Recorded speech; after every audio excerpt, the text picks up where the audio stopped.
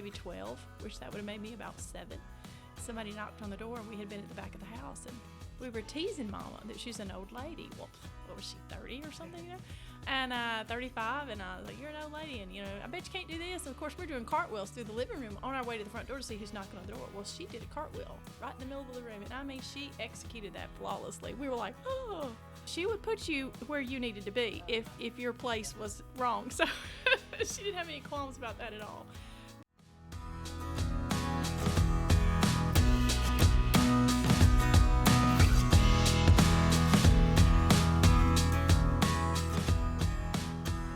Hello, everyone, and welcome to A Daughter's Inheritance, a podcast about the complex relationships between mothers and daughters.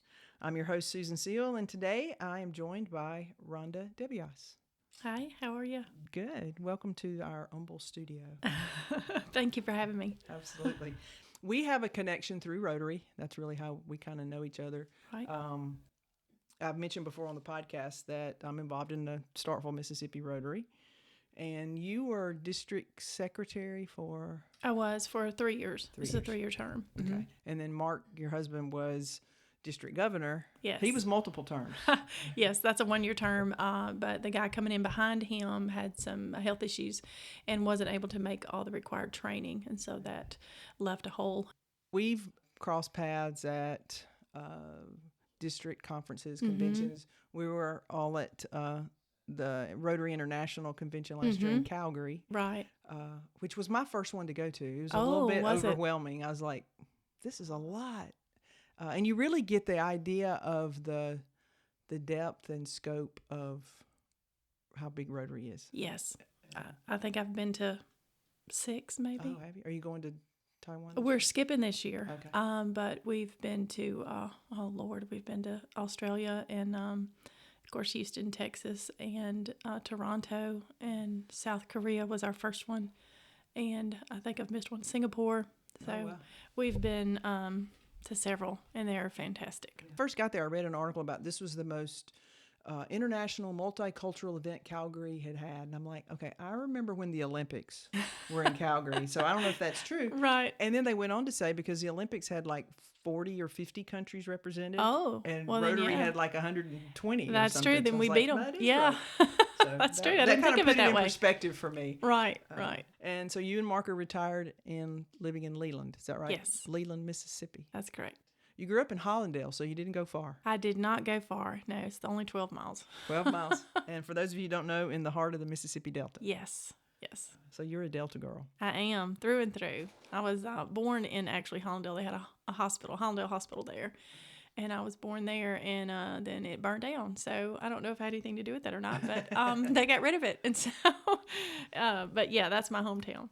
Yeah, I grew up in Philadelphia, Mississippi, and a guy I knew from the Delta, he told me, he said, you know, my mama always told me to stay away from you hill girls. I was like, well, okay. Different cultures for sure, Fine. right? So now we have kind of another connection. I started this podcast about the relationships of mothers and daughters, and you are now an author. Just wrote a book about your mother's influence, the difficulty of those last months, and how your faith brought you through that. So right. Both of us are approaching that mother-daughter relationship in a little bit different ways. Right. Also, when I get an idea, I just kind of go. You were kind of that way, that you wrote it in 2 weeks? Is that right? I did. My husband had been trying to tell me I needed to be writing right after we got married. And of course, I blew that off. And he's, you've got all these funny things you say, and you're repeating stuff your mom says it's funny. You should write a book, it'd be really good. And I was like, and I didn't let it go. And then I met a friend of mine, and I talk about that in the book. I met her, and I finally got to meet her face to face in Montana, where she lives, and she was telling me the same thing. She's like, "Have you started that book yet?" I'm like, "No, I don't have anything anybody wants to hear. I don't." But that night, I actually went back to the hotel, and I just kept thinking of that, and I thought, okay, well, let's see. So I opened my laptop, and I'm like, now what? Yeah. And the only thing on my mind was what I just gone through with my mom, and about a year or so before, and I thought, well, if I write about this, what is, people need to learn something from it. I just don't need to be telling them, a sad story, Right. And so I tell the Lord, I was like, okay, well, if I'm supposed to write this book, I'll put it down on paper. You tell me what to say, and then you can do whatever you want to do with it. I was going to be done at that point. And I wrote it in 2 weeks. It just poured out of you. It poured. I wrote, at night. I was up till 3. I was up at 4. I skipped meals, which I don't do. So that was amazing. But I got through it, and it was very, very traumatic all over again almost. But I got through it, and I sent it to my husband, and I sent it to my friend, and I'm like, okay, I'm done. And they're like, oh, did you get through a few chapters? No, I'm done. I'm done. I'm done. That's it. There it is. I'm done. And so I told her, I said, you got to give me some feedback or something. And I said, it can't be perfect, so don't tell me it's good. And so she said, well, if I had to say one thing, she said, I would say my relationship with my mom was nothing like you're describing you have with yours. Mm-hmm. So if you would expand on her character, mm-hmm. Tell me why she was your best friend. Tell me why you loved her so much. Tell me what made her such a good mom. And I'm like, how do you explain that? I mean, how do you explain your hand? I mean, it's something you've always had. So I was like, well, this is going to be a problem. So I just went ahead and I thought about it and I prayed about it. And I was like, well, Lord, I got to get this on paper too. So I took another week and I did my best to describe what made her her. And then I sent it back again. I said, now I'm really done. I'm done for sure. And that was it. I went from there. What did make her her? Let's go back to introduce us to your mom. Who was she just as a person before she was a wife, before she was a mother? What was she like? What was her growing up or her relationship with her own mother? I grew up watching my mom have a close relationship with her mother. We lived in the same town. We were probably a mile apart. We were constantly over there at her house. We had a ritual when I was a young teenager. We would spend Saturdays over there, and it was the same thing every Saturday. We would go over there for chili cheese dogs and usually a trip to town. And I know that may sound really country, but Hollandale's 30 miles from Greenville. So we would pile up in the car, we'd go to Greenville and come back and just spend the day with her, and it was for most Saturdays there for a good stretch. But we spent a lot of time at my grandparents' throughout my childhood until she passed away. I think I was about 20 or 21. So I guess that modeled a good relationship with your mom. And I never had any issues with my mom. We didn't fight, even as a teenager. We didn't fight. We didn't do any of that. So I don't know. She would tell you she was a simple woman. I remember when we were in school, she would tell us, now you've got teachers at school. You need to study. You need to make sure you're getting your education like you're supposed to. But if you have any trouble, I'm not smart enough to help you. I'm not going to be able to do your homework. I'm not going to be able, and she would just act as though she was just completely clueless. And she said, just ask your teachers, and they can help you. And I always thought to myself, well, she seems pretty smart to me. She's always answered my questions, whatever question I had. But so she did not have an attitude that, she had all the answers. And anytime we would ask her something, like if I had an issue or problem with something, especially as I got to be a young adult and was working, I would say, well, this, that, and the other. And she said, well, and I put this in the book. She's like, you just need to pray about it. Just tell God about it. He'll fix it. And I think that was her answer, that she never felt like she had good advice to give or that she had all the answers or she could fix your problem. She just always pushed that off. Yeah. She's like, pushed it to the Lord every time. You're like, you just need to ask him, he'll fix it. So that's what I grew up learning to do. And of course in church I saw other people doing the same and, learning that prayer works and you got to trust God and blah, blah, blah, as they say. I know that sounds terrible, but that's what you learn to do. And so then, but when it comes down to it and sometimes your answer is not what you wanted it to be, then comes the rub. Then's when you got to get boots on the ground. I went to God, and that's not what That's I right. need. And where is he? And what's he been doing? Because he's not here. Okay, Mother. That's right. So now what else do you have? Exactly. Right? But then in my situation, she couldn't talk back to me at that point. So you talk about in the book that she had a sense of humor. Yes. Did she always have a sense of humor? I mean, yes. Even like, as a girl or whatever stories you may have heard. I think so. She's told me stories before when they were kids, how they would get on the phone and call people and, is your refrigerator running? All the little silly old jokes they would do. And at one time she told me, they called the local grocery store. And I don't know if the friend of hers lived near the grocery store or something, but they had called just a random phone number in Hollandale, and somebody answered it. They told them they won a free bag of groceries. They just need to come pick it up. And they went down to the grocery store to watch the lady come in. Oh, no. Oh, no. Just silly stuff like that. I guess I won't say all kids do. I never did that. But she's always had a great sense of humor. I remember one time we were at the house. My sister was probably maybe 12, which that would have made me about 7. Somebody knocked on the door, and we had been at the back of the house, and we were teasing Mama that she's an old lady. Well, what was she, 30 or something? And 35, and I was like, you're an old lady, and I bet you can't do this. And of course, we're doing cartwheels through the living room on our way to the front door to see who's knocking on the door. Well, she did a cartwheel right in the middle of the living room, and I mean, she executed that flawlessly. We were like, oh, wow. So she was a little competitive too, right? Don't tell me what I can't do. She was one of those that she would put you where you needed to be if your place was wrong. So she didn't have any qualms about that at all. But I remember that being funny. And it's funny that you say, how was she when she was younger?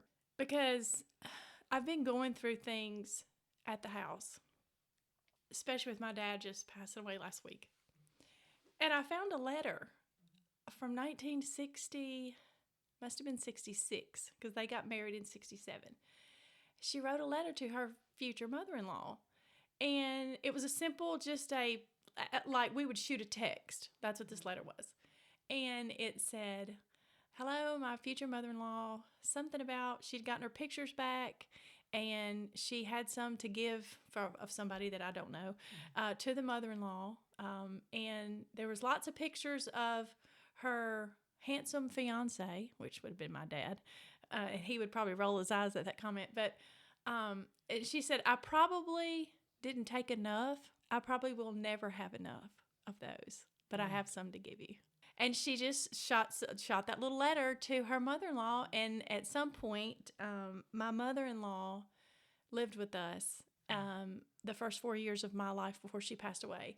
And so that letter obviously got back into our family's hands. And my dad's had it stuck in a Bible. And I found it just the other day. And I thought, that's a treasure. That is a treasure. But it showed me a happy young woman, excited about getting married, obviously in love with her husband, thought he was cute, taking pictures of him. And I just thought, well, that's a side that I haven't really thought about, before. Did I read that they met on a blind date? They did. And their sense of humor in both of them came out in that story, because they had both told their friends, if this don't work out, we got to have a code to get out of it. I'm going to be sick. So that's what she told her friend. I'm going to be sick. If I tell you I'm sick, I'm ready to go. Well, unbeknownst, my father did the same thing with his buddy. Look, man, we're going to have to get out of here if, this don't work out. And so that's what they did. But they went on the blind date, and they fell in love, I guess. And a year and a half later or so, they got married. They've been married for 56 years, I think. Yeah, 56 years when Mom passed away. You said that you didn't have really arguments or difficulties with your mother. Did y'all disagree on some things at certain times of your life? Was she different with your sister? Did they have the same type of relationship that you and your mom had? I would say no. My sister and I are not alike. We don't look alike. She looks like my father, and I look like my mother. Our personalities we have a few similarities, but we both have a temper, if we're being honest. My sister has more of my father's temper. Mm-hmm. It's sometimes untempered, I guess you could say. Mine, and I've got a good one, but mine can be, I would say, overlaid with a little more of Mom's. Mom would be more to get along and find a solution. So you have your dad's temper, but your mom's temperament knocks the edges off a little. Exactly. Okay. Usually. And she didn't get the edges knocked off. No, okay. No. My sisters did not know. She's more hit the button. Now I find the older I get, my edges are coming back. But I tend to be a little more, I can take a step back or two, whereas maybe my sister will not. She's just older than me, and she's just been through where she's not going to do that. So I try to do that. And I remember, my mom would always say there's never a call for rudeness. You can say whatever you need to say, but you don't have to be rude about it. And I think of that when I'm mad at somebody or something or an event or whatever has happened. But getting along with Mom, we were so much alike.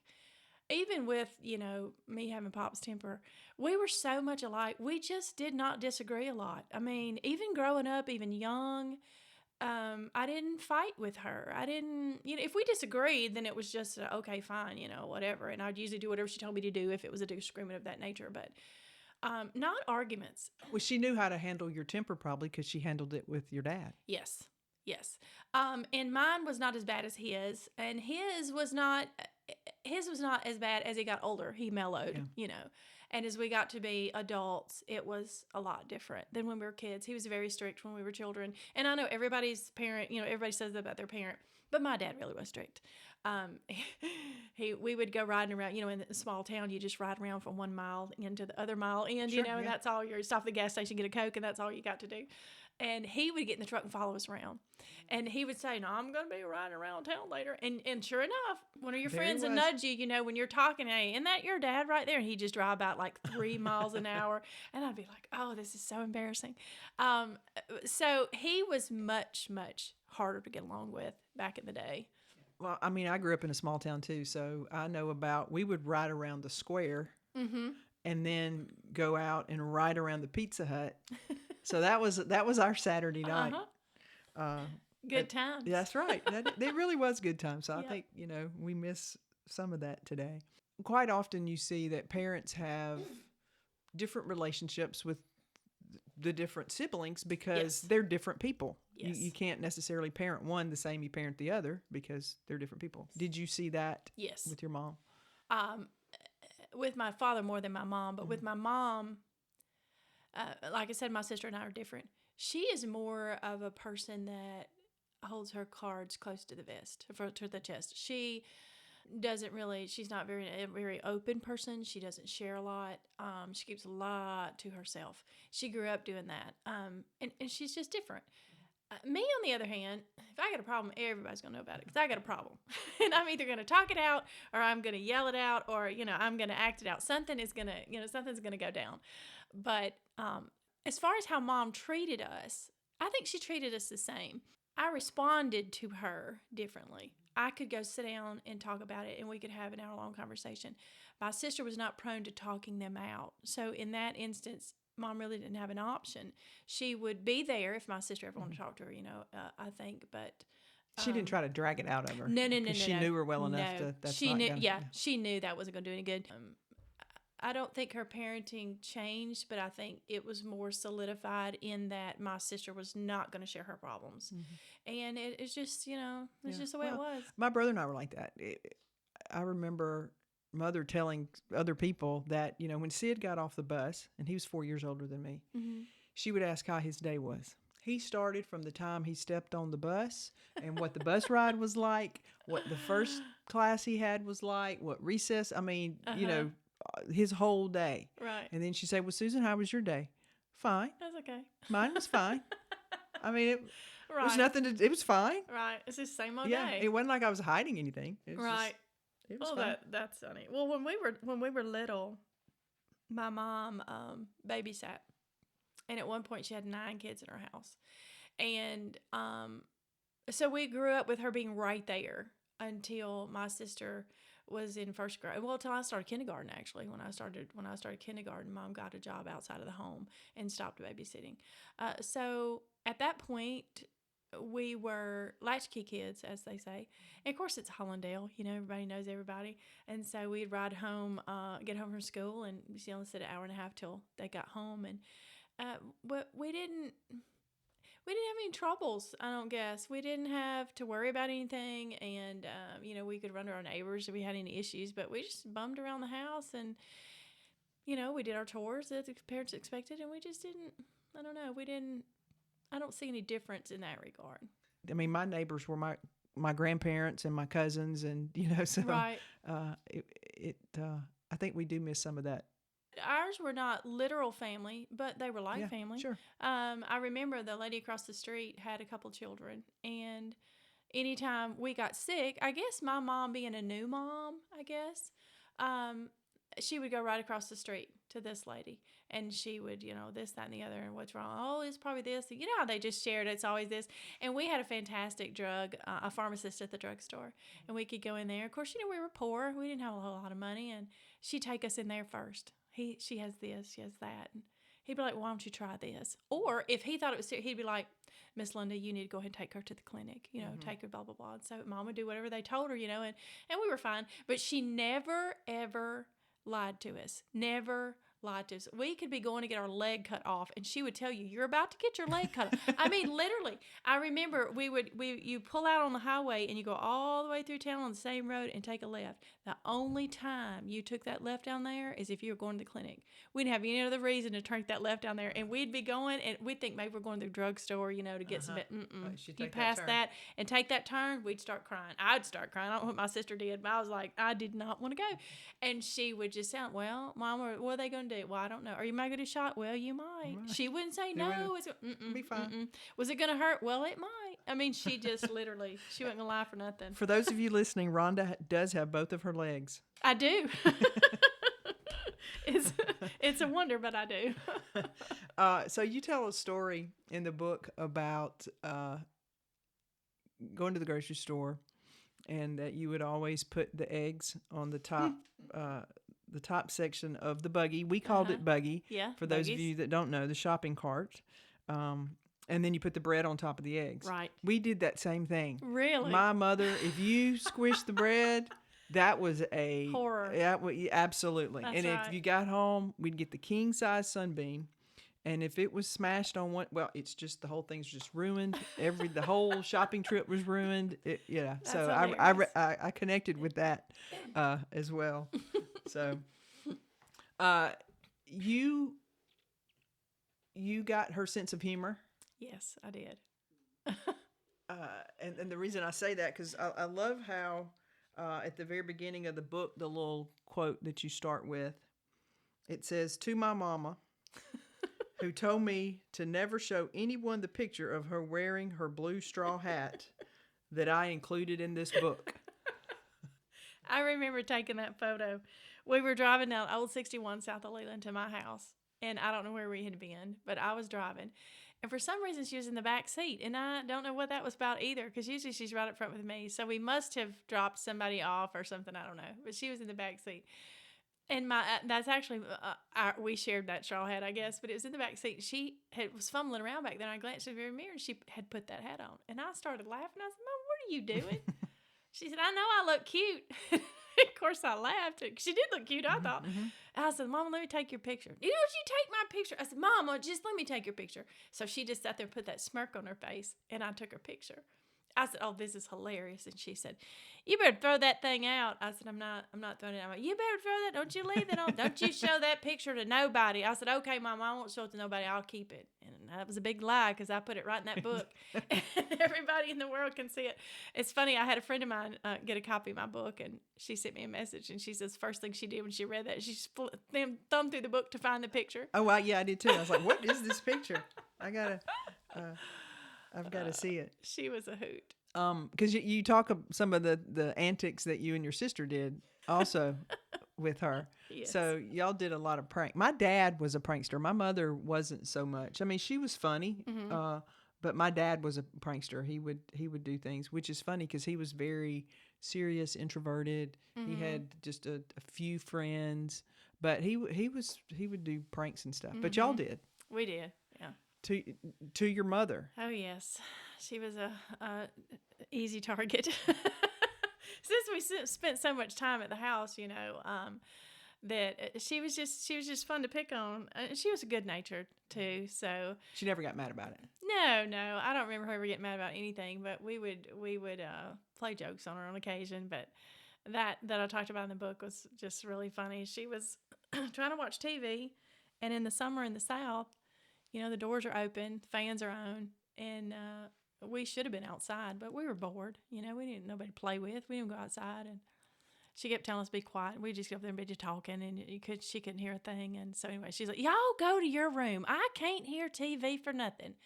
And well, no, go to your room. I'm trying to watch. So we were like, fine. So we trudged off to our room, and my sister said, "Watch this." She went to the door and shut the door and threw the windows open. Help! Help! And I started laughing. I said, "What are you doing?" She said, "What? Just Mama will hear it. Help! Our mama's holding us hostage." And she's just dragging her words out, and I mean, that was just hilarious to me. We started giggling, and I mean, it wasn't a minute and a half. We heard her shoes come down that hall. She threw that door open. "If y'all don't shut that hollering up," and we just fell over laughing. Of course, she got tickled too because we're just in there giggling, and she let us out, but she definitely set us outside that time. We didn't even get a chance to get back to the living room to interrupt her. So did you ever get in trouble? Yes, we got in grand trouble. We had been outside, and we had a milk carton. I don't know where we got it, and I don't know how we cut the lid off, but we had a milk carton, and we had dead grass in it. We dragged out of the ditch.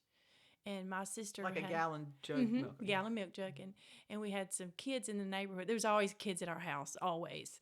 And so there's some kids at the house, and we had a car parked on the side of the house. So we went on the other side of this car and put that dried grass in that milk jug.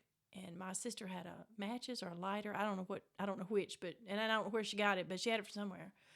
And we lit that match and lit that grass on fire. And we come around. We were pretending we had lit that fire by magic. We was out there playing with those kids with matches, and I don't know why. I mean, that was the silliest thing.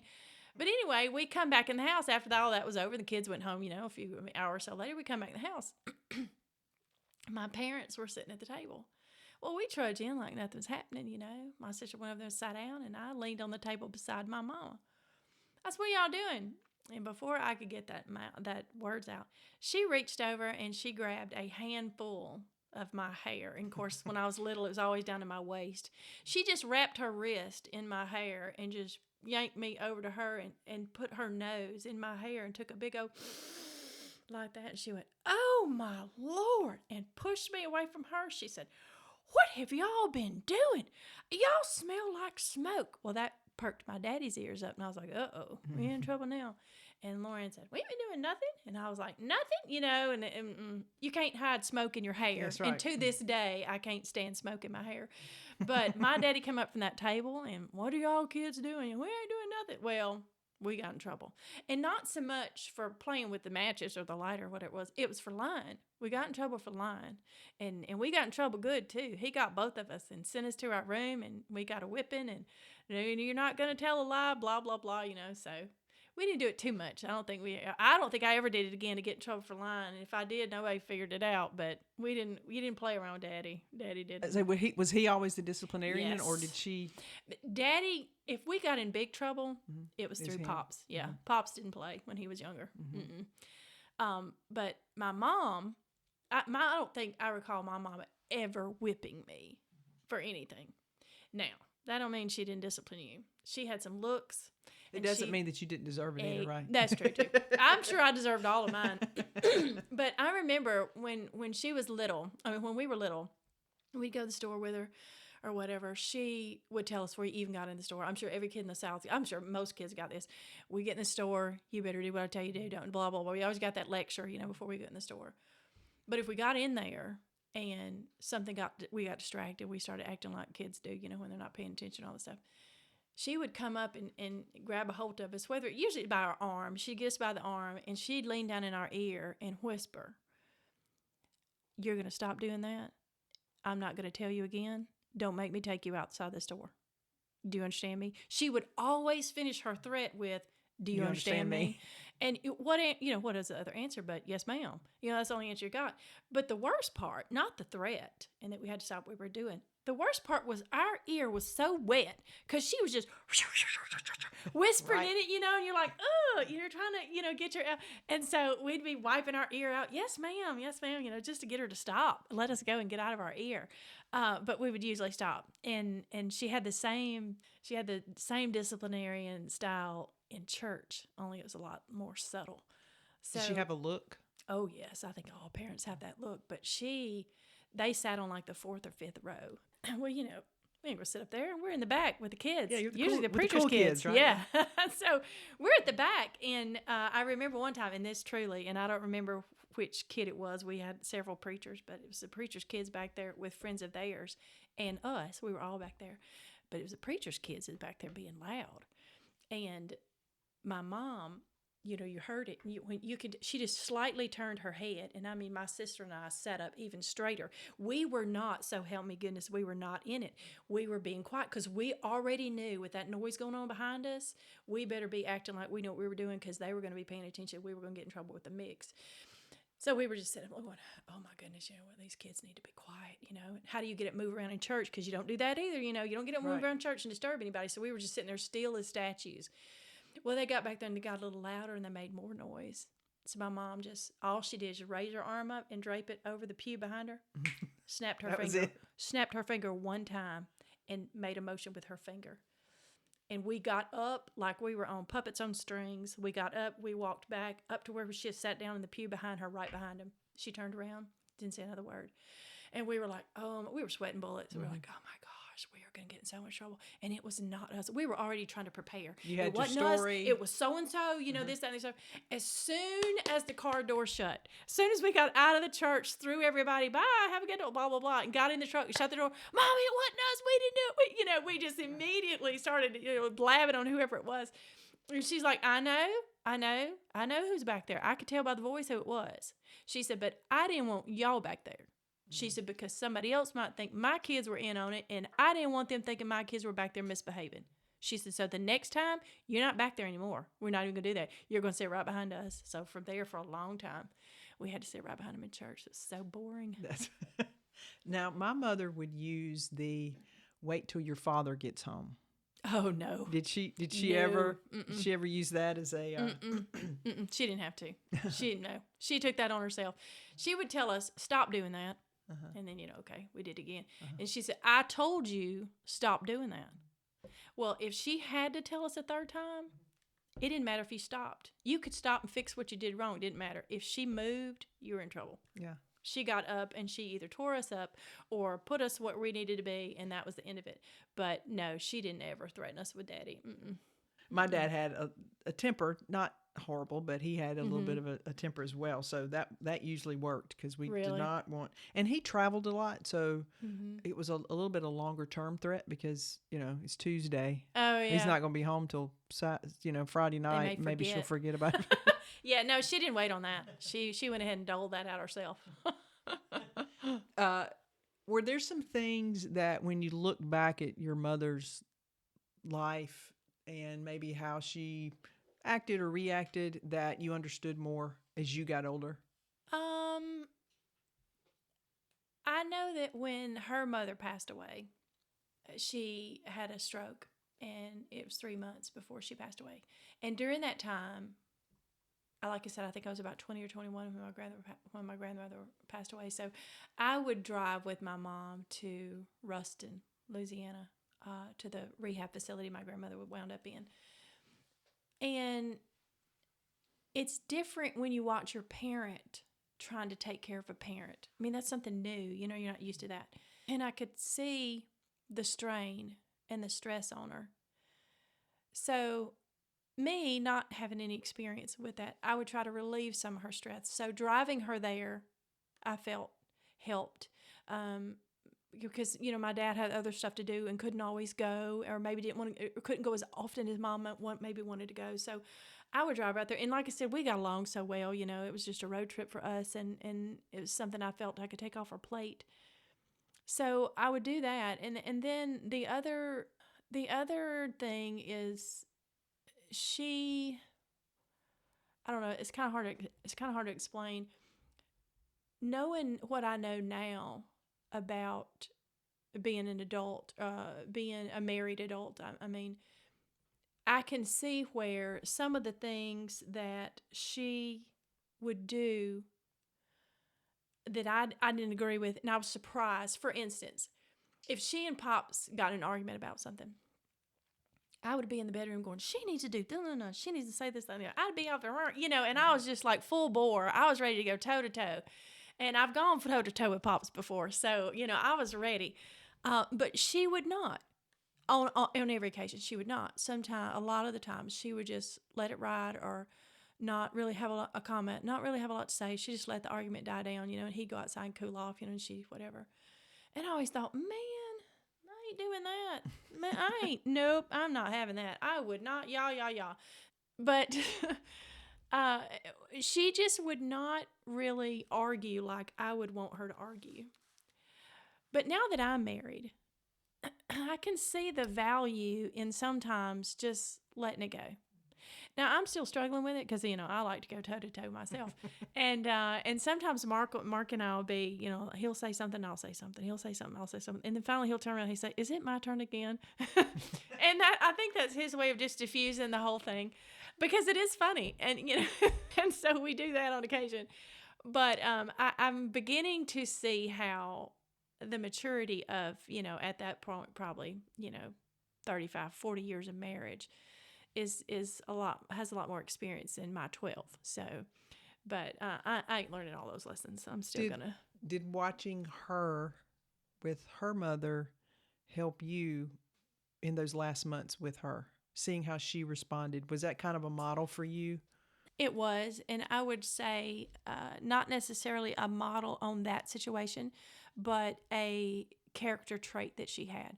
She was a caring individual, and she would do what she could for others, regardless of who or what the situation might be. She just was that type of person. And I hope to say I'm that type of person. I try. Sometimes I feel like life gets in the way, and I don't get to keep in touch with people or do for people like she used to, like I feel like I want to. But then I would just need, like a list of, I want to keep in touch with these 85 people, and I want to send this one something because I thought of that. It's just impossible. Life doesn't let you do that. But she was a very, as she said, I think it was my mother, my dad's mother used to say, that person is very thoughty. And my mom picked that up. And so, as I would say, Mama was a thoughty person. She always put someone else's needs, in the forefront. So I hope that I can be that way one day. Who knows? So let's talk a little bit about what you cover in the book. Okay. That stage, not necessarily what you cover in the book, because people need to get the book, right? That's right. But let's talk about that time. I would love for you to read the first part that leads us into it. Okay. Because it kind of sets the stage. It kind of is the point where things change. Okay. Chapter 1 starts. "Are y'all home?" Mama asked. Her voice was off. "Something's wrong," said that little voice in my head. She didn't have to say anything else for me to know. "Ask her what the doctor said," the voice nudged. It was accompanied by a little zap that shot through my central nervous system. A tiny shot of adrenaline that served as a warning something was wrong, maybe bad wrong. So you didn't know what was coming, Mm-mm. but you knew something was coming. Mm-hmm. She and I were so in tune. I knew something was wrong just by the look on her face and the circumstances. I knew where she had just been that afternoon, and I knew for her to call and see if they could stop by. It's just little things. It was just adding up, and I was like, this ain't right. Something's going on. She thinks she's slick, but I know better. She's up to something. And it was how to tell me. That was what she was up to, was how was she going to tell me that she'd just gotten some bad news, and it was eating at her. And she probably, had only known an hour. But the first thing she did is come to us, and I could just tell by looking at her. Of course, she always told me that she could tell me the same thing. She could look at me and say I looked off or peaked or tell by the sound of my voice. And yeah, I was going to say, it's almost like you switched roles right there, because a lot of times it's the child trying to figure out, how am I going to tell my parent this? Yep. And they already know something's up just by the tone in your voice or whatever. And so it was kind of like a role. A role reversal. And when she told me what the doctor said, I just knew that already. And so she had lupus since... When she was about 46 or 7 or so. She'd had it for almost 35 years and lived fine with it, just, on medication. And they just kept up with her every 3 to 6 months. And medication did a really good job. You didn't know she had it unless she told you, so she had the mild kind. But her doctor was phenomenal. I mean, that was a God thing on how she got there. And the lady would just not push pills at her. She gave her a regimen of pills, and his mom's symptoms calmed down. She took all that off. She took as much off of it as she can. Then none of that's good for the liver. Mm-hmm. So she took as much off as she could. And then if a flare-up would happen, she would say, well, increase this a little for this next month or two, and then take it back down. And so Mama learned to actually medicate herself as far as flare-ups go. But yeah, she had it for a long time.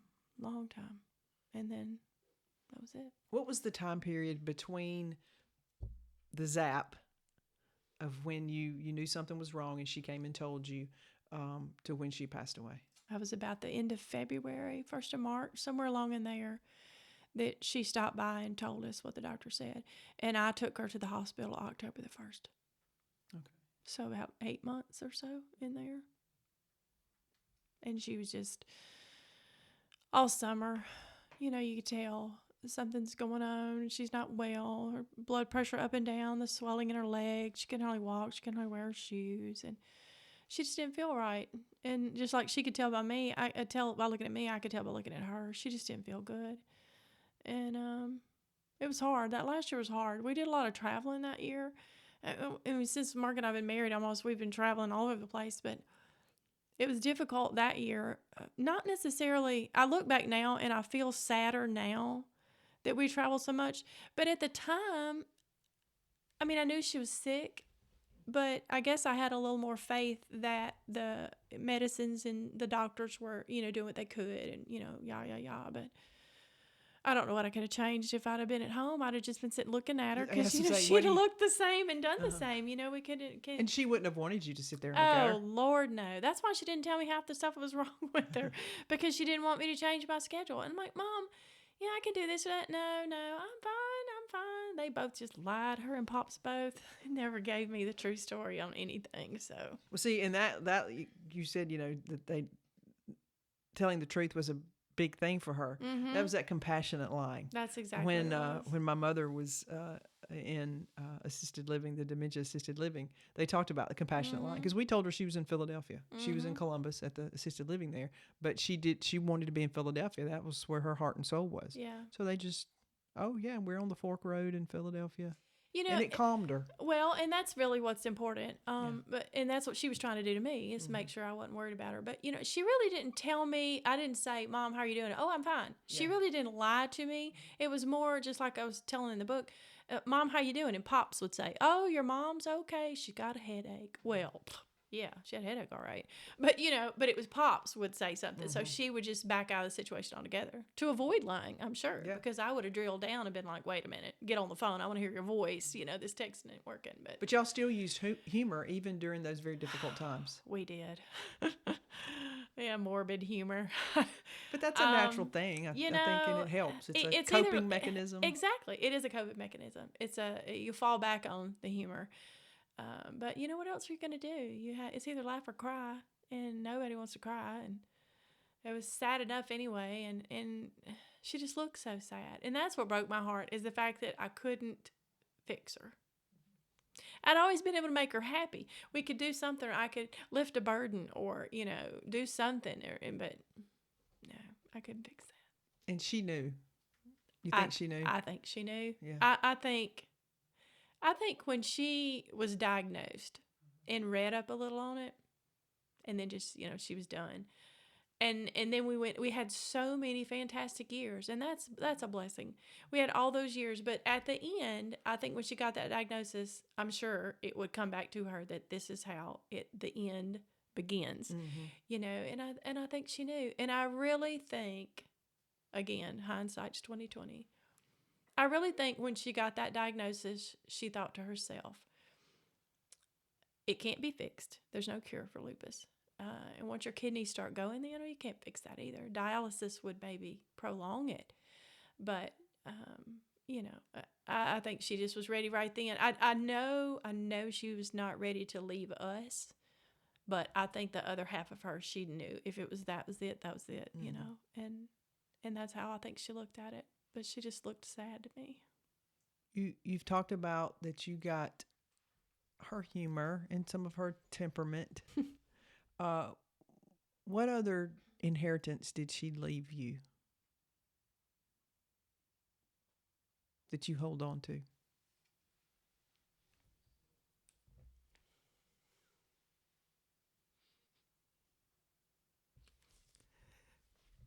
I would hope, like I mentioned earlier, to maintain those friendships that you have. I have found so many stories after she passed away from people. A lot of them are relatives. Some of them are just neighbors. Some of them are people that I didn't realize Mom kept in touch with. And they're like, I miss your mom so much. She used to text me happy birthday every year. Well, I didn't know that. I had a cousin that texted me. She said, I regret not telling your mom how much she meant to me. But during my teenage years, she let me stay at y'all's house a lot. And that's the only thing that got me through. And then the neighbor with the neighborly things that Mom would do and how they took care of each other. And I'm thinking to myself, well, my mom's fantastic. So, I'm not surprised anybody loves her because she's just great. But when you hear those little things that she as a woman did in her spare time to make sure somebody else's day was, glad or something. So not only is she keeping me going, because we were always on the phone, she's taking the time out to do other things. She would send cards to people, just random, I heard this, or I'm thinking about this or something. And I want to do that. I want to be that kind of friend because she was great and I miss her. So that's the inheritance that you're passing on. Yes, I hope so. I want to be somebody who brightens somebody else's day with just something random out of the blue to let somebody else know I'm thinking about them, or something I ran across made me remember something that we did or shared, or something like that, because she would even mail me cards. I mean, if I called her and told her I got a problem about this or problem about that, or something went wrong at work or whatever, the next day or two, this card would show up in the mail. I mean, we saw each other 2 or 3 times a week sometimes. This card would show up in the mail. Hi, my baby. I'm thinking about you, blah, blah, blah. And, whatever she put in there. But cards are different. And, there's something special about getting a physical card. I think especially maybe today when we just text all the time. Especially we don't send today. Birthday cards. We just text happy birthday or say it on Facebook. Exactly. But there's something special about that. Well, that's true. And it lets you know that somebody took at least 10 minutes to drive to the store, go in, pick out a card, come back, write it out, put a stamp on it, put it in the mail. I mean, that you just don't snap your fingers. Mm-hmm. And I think that it shows just an extra level of thoughtiness. I want to be thoughty. Thoughty? That's right. That's a great word. Thoughty. My mother has, and I don't know what to do with them because I don't really want to throw them away, but there's boxes and drawers full of cards. Oh, listen. Since Pops just passed away last week, I've now got all of their things at my house. I know what you mean. They mean something to you and they make you feel better, but that's all. So if anybody has an idea of what to do with boxes and boxes of greeting cards, please let us know. So as we wrap up, what is your hope for the book? I hope that book touches every single person that reads it. And I hope they recognize that no matter what life throws at you, if you hold on to the Lord through all of it, you're going to make it out the other side. And you're going to see some good of the trial. And I think back to myself, and as I was going through that, people would say, oh, it's God has a plan. Well, I didn't care about God's plan because it wasn't what I wanted. And so I didn't, that didn't make any sense to me. But there, on the other side, looking back, there's so many things that were good throughout this bad. There were the little wins, as I call them, through there, the little blessings that we got to let you know God's there no matter what you're going through. And on the other side, you're closer with people, with family members, or you've made these connections with friends that were friends with your mom that you didn't know she had a connection with them. And it's almost like her goodness is living on in all the little acts that she did to brighten other people's day or to be friends with them and to lift them up. And I hope to extend that with my lifetime as well. And I probably better get busy if I'm going to keep up with her. So where do you get the book? Where can you get the book? You can order the book off of dogwoodpress.com Okay. under authors. My name's listed on there. Click on that, and then you scroll down the bottom, and it has a link to order. It also has a list of all of my upcoming book signings. Because you're on a book tour. I'm on a book tour, and that sounds so funny to say. I keep looking around for who the actual person is that's on a book tour, but yeah. Well, I don't even For think the name of the book is so. Fear Finds Faith. Yes. Fear Finds Faith. I have some with me, obviously, all these signings, or if you're anywhere near where I am, I'll be glad to, meet up somewhere and sign a book for somebody. Well, thank you for being here today and for sharing your story. Thank you. I've enjoyed it. She was a fantastic person, and I just wish everybody could have met her. Thank you.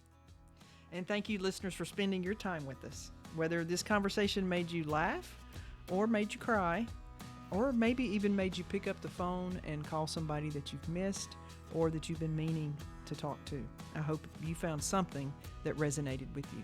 Be sure and follow A Daughter's Inheritance so you never miss the next story. And if you have an inheritance story of your own, I would love to hear about it. Until next time, in the words of Bobby Seale, be patient, be kind, and be fair.